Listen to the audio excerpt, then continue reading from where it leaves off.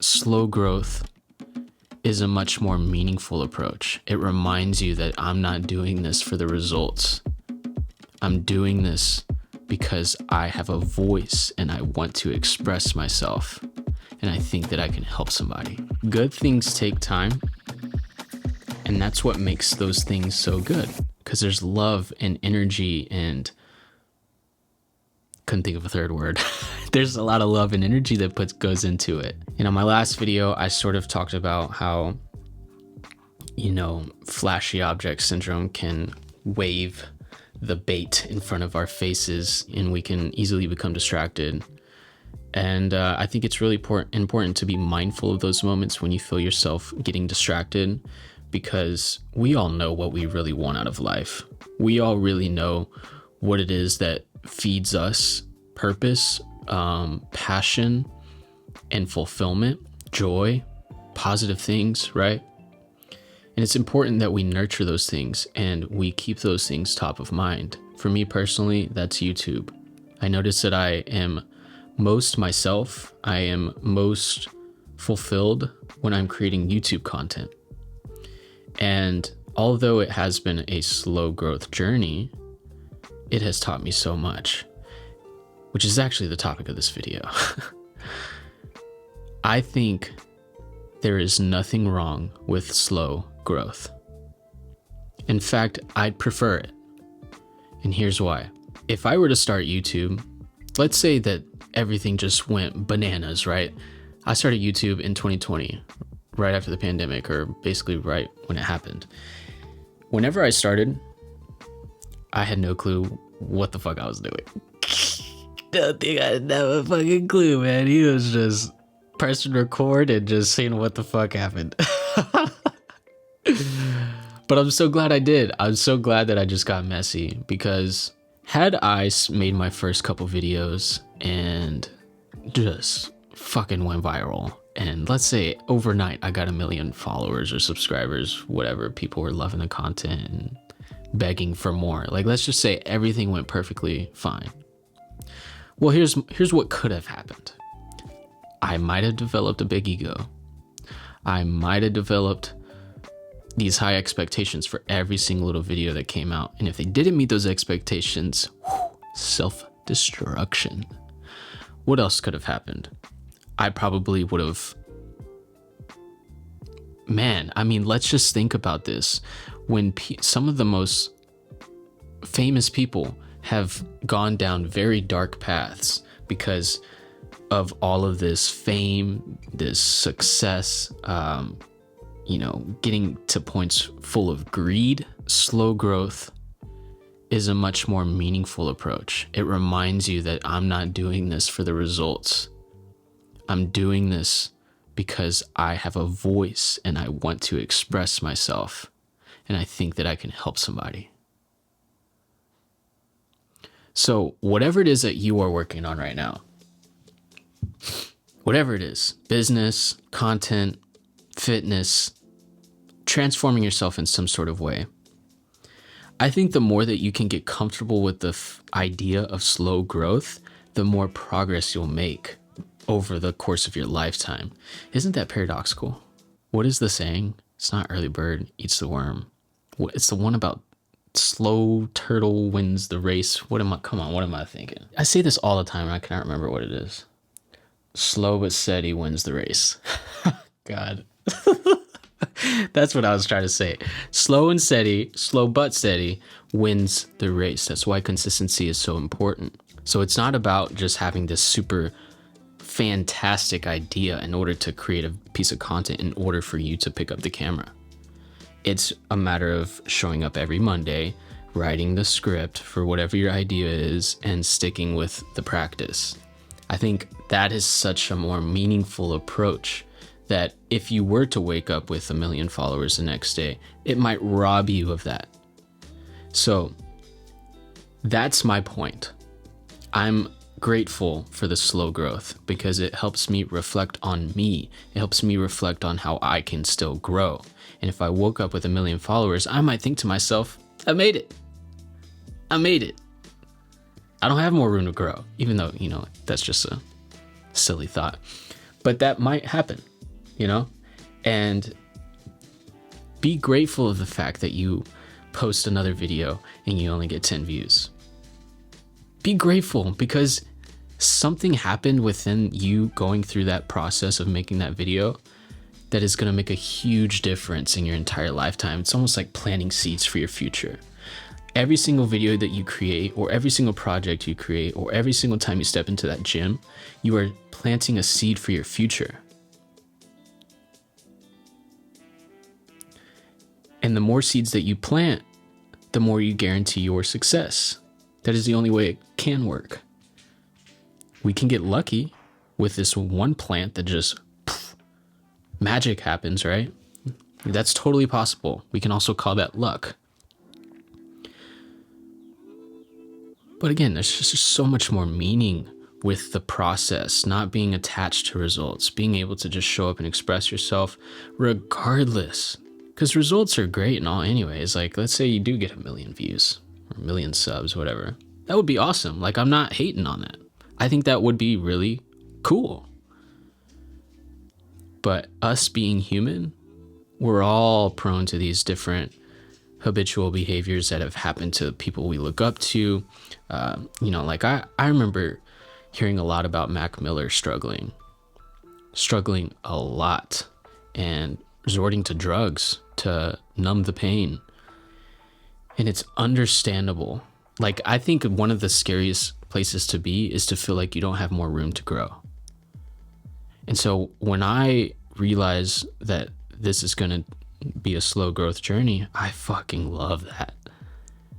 I love it, because I know that throughout each step of the process, I'm going to approach it from my organic self, from my natural, authentic self, and not from a place of greed, not from a place of meeting expectations, not from a place of attaching myself to the results. None of those things make up of a meaningful life. And I always try to remind myself that if I were to die tomorrow, what would I be glad that I did, and what would I be not so glad that I did? What would I regret? And on my last video, I was talking about how much I would regret if I literally only made short form videos for the rest of my life. And I say that like, I don't want to be a content creator for the rest of my life. Like, I don't want to be hanging out with my grandkids vlogging that shit. Like, no. That is not the course of my life that I want to head. But in this specific moment of my life, I enjoy pressing record, documenting myself, getting creative, like putting shit together. It's fun. It makes life fun. And man, can we overcomplicate life so easily with all these distractions of other people's success and success. It's just another distraction. And to all the people who have blown up, kudos to you. I hope you're mentally doing well. I hope you are enjoying the process. I hope you are finding meaning out of this whole thing, this creation journey, whatever you want to call it. But I think what matters to every single person most of all is how they're feeling inside. When there's nobody around, when there's no cameras on, when there is no sound, all you can hear is your heartbeat pumping, bumping, whatever you want to call it, beating. That's the feeling that matters. That is the only feeling that matters in the grand scheme of life, is how you feel internally about yourself. Because everything that happens outside of us is just a reflection of what's happening inside of us. And some people are better at faking that than others. I'm not good at faking it. If I'm not feeling good inside, you're probably not going to see content from me. You're probably not going to see authentic content from me. That's for sure. And that period is going to happen. Like, this is the ebb and flow of life. It's going to happen. There are going to be periods where I'm not feeling it and I'm kind of forcing it. But it's always a reflective journey of how we want to move forward with our life. Each time that I force content, I learn something about myself. One thing I definitely learned is like, dude, stop doing that. And then sometimes I forget it and I do it again, But as we get older and we have more experiences under our belt, we learn more about what not to do, how we can help others. And everything sort of serves this purpose in the long run. I think a lot of people can benefit from all the mistakes that you have made, all of the trials and errors that you've experienced.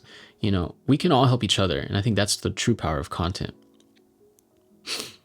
But when you get wrapped up in why are people not paying attention to my content? Why are people not liking it? Why is it not comparing to this guy's or this girl's content? The more that you are going to self-destruct, and the more that you are going to rob yourself of this beautiful life that is in front of us. And sometimes all you need is just to step outside, take a deep breath, just get out of the matrix, get out of the mental rabbit hole that is not serving you. And whatever it is that helps you get out of that self-destructive, self-sabotaging mindset, that mode of being, do it. And do it consistently. And avoid all of the flashy object, why am I struggling so hard to say that? Flashy object syndrome. All right, we're good. We're good. Avoid the flashy object syndrome. Fuck yeah, let's go. Avoid it. Just avoid it. It might feel good in the moment, but it is not worthwhile. Did you wake up thinking about that thing that has got you in the flashy object syndrome? Did you wake up wanting to think about that? That's a good question. Did you wake up wanting to think about that? If not, then stop thinking about it. Just simply throw the thought in the trash. It's not serving me. It's not useful. It's not painting the picture of the life that I want to create. So goodbye. And the thoughts that are serving you, nurture them just like a plant. You would water a plant if you want it to continue growing. You want it to, grow and help the plants around it grow. You want to nurture the community. Then do it. Because that is the only way that you are going to express yourself authentically. It's whatever impact you want to make in the world, whatever content you want to create is only going to be able to come to life based off the premise of good vibes, good, healthy, genuine, authentic, organic vibes that are useful and that serve you. So if there's anything that you can take from this video, it's to just constantly ask yourself whether the thought that is boiling in your mind is serving you. And if it's not, then do everything you can to get it out of your mind and focus on what truly matters. And if you struggle doing that, the one hack that always makes me feel better and helps me escape that vicious cycle of terrible thoughts is to clean. Physically make it happen. Physically declutter your mind by cleaning your environment. It's crazy how much this actually correlates to what happens up here. But just clean. Grab the spray bottle, clean the counters. Even if it is clean, clean it again. And put on some music, put on a message that is nurturing, and hone in on the fact that you can get yourself out of that rut. You don't have to stay in that rut. Yeah, we are human. This experience happens a lot, but you don't have to stay there. You can get out of it as easily as you got yourself into it. And don't even blame yourself saying that you got yourself into it either. It's not your fault that you hopped on Instagram and saw that video that triggered you. It's not your fault. So don't blame yourself. The last thing you need to do is blame yourself for a circumstance in your life because it's just not useful. Where does blaming ourselves get us? It doesn't help move the needle forward. We're stuck in the past. We're stuck in what could have happened had we not acted a certain way. When really we could just say, I'm going to focus right now on the present moment of not repeating the vicious cycle. And as long as you do that, and as long as you keep watering your plants, you will start to create a meaningful lifestyle for yourself. And you will appreciate the process over the results. And you will be thankful that you didn't wake up tomorrow with 1 million subscribers waiting for you to create your next viral video. Appreciate the process of slow growth because it is a meaningful one. And people will resonate with that too. People, real recognize real. I'm sure you've heard that one. Real people recognize real people. And so don't don't get wrapped up in the social media matrix. It's not a fun one to be around. It's not useful. It doesn't serve you. And you've got so much better things to worry about, to put your energy towards, that is waiting for you to express yourself, that it is silly to let these things overconsume you, to rob you of your peace of mind, to rob you from your joy of being alive. Like, the fact that you're alive is a fucking miracle. A miracle. How are you here? How am I here? How are we here? How are these objects in my room? The fact that we are alive and I'm able to move my hands and you're able to watch this video is a fucking miracle. It's insane. I don't even understand how I'm talking to a camera right now and I'm able to send a message to people. Like, there is beauty everywhere in our lives that we take for granted. And we've got to stop letting things get in the way, regardless of his circumstance, regardless of whatever financial struggle or emotional struggle or mental struggle that you're dealing with. You still have things to be grateful for. There is still beauty to be lived. There is still moments that you should be grateful for that are passing you by every single moment. And you could die tomorrow. I could die tomorrow. I could die right after I make this video. So keep that in mind, and I promise you, slowly but surely, through slow growth, you will create a lifestyle that is meaningful for you, for the people around you, and for the people that you want to impact. Thanks for listening to this video, and I will see you in the next one.